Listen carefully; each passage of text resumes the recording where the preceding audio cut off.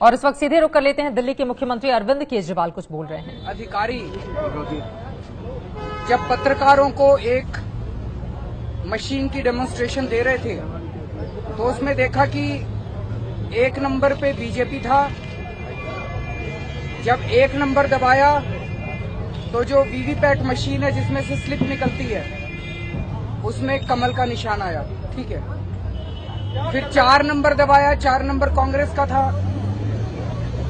उसमें जो चिट निकली वो भी कमल की निकली, जबकि कांग्रेस का बटन दबाया था तब भी बीजेपी की चिट निकली।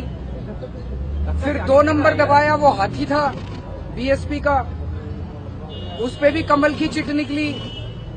तो मतलब जो भी बटन मशीन में दबा रहे थे सारे कमल का निशान आ रहा था उस पे। हम बार बार ये कह रहे हैं कि ये जो मशीनें हैं इनके साथ छेड़छाड़ की जा रही है और बहुत बड़े स्तर के ऊपर की जा रही है।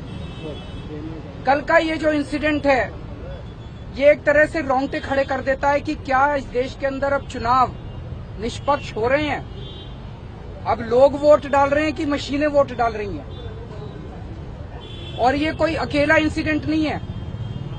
इसके पहले अभी आसाम में चुनाव हुए थे, वहां पे एक मशीन निकली, कोई भी बटन दबाओ बीजेपी को वोट जा रहा था।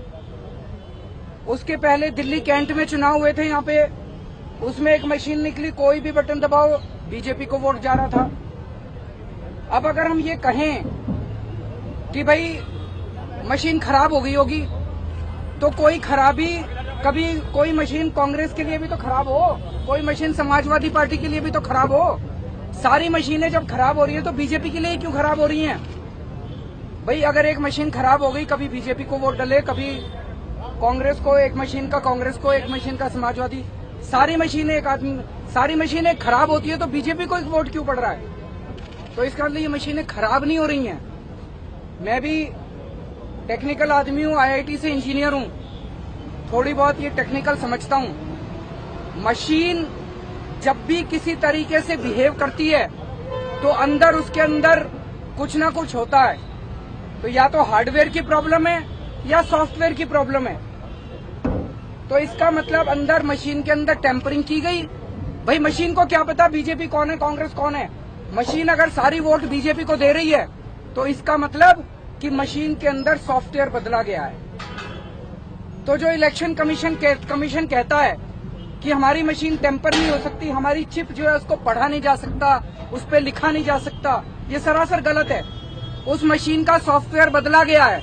मशीन के सॉफ्टवेयर में ये डाला गया है कि भाई कोई भी वोट डाले, कोई भी बटन दबाए, बीजेपी को वोट पड़ेगा। इसका मतलब ये, अच्छा दूसरी चीज ये, इसका मतलब जो इलेक्शन कमीशन कहता है टेम्पर नहीं हो सकता, मशीनें टेम्पर हो सकती हैं और मशीनें लार्ज स्केल के ऊपर टेम्पर हो रही हैं। दूसरी चीज ये, जब मशीनें, जब भी ये कैसे पता चलता है, ये कैसे मशीनें निकली? किसी भी चुनाव के पहले पॉलिटिकल पार्टियों को बुलाते हैं, उनके सामने 20-25 मशीनें रख देते हैं, कहते हैं चेक कर लो। वो बेचारे मशीनें आधा पौना घंटा चेक करते हैं, उसमें से एक मशीन निकल आती है। दिल्ली के अंदर अब 12,000 मशीनें यूज होने वाली हैं। कोई 12,000 मशीनों की चेकिंग थोड़ी करता है। तो अगर एक मशीन गड़बड़ निकली, इससे शक पैदा होता है कि दूसरी मशीनें भी गड़बड़ होंगी। तो जब एक मशीन गड़बड़ निकलती है ये उस एक मशीन को बदल देते हैं, बाकी मशीनों की चेकिंग नहीं करते।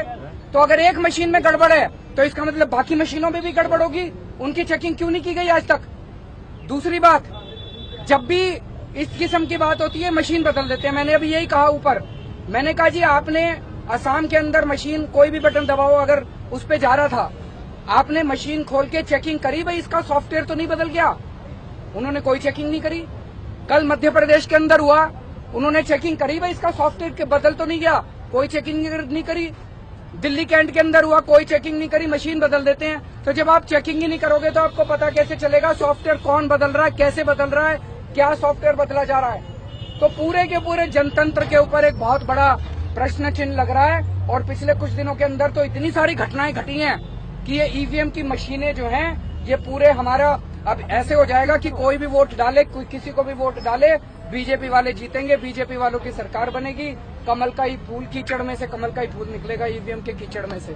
सर डिमांड क्या करी आपने? क्या हमने उनसे डिमांड करी है कि पेपर ट्रेल दोबारा इस देश के अंदर लागू किया जाए।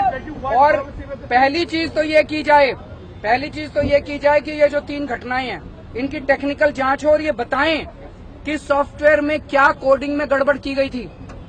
और अगर सॉफ्टवेयर में कोडिंग में गड़बड़ है, इसका मतलब सॉफ्टवेयर बदला जा सकता है।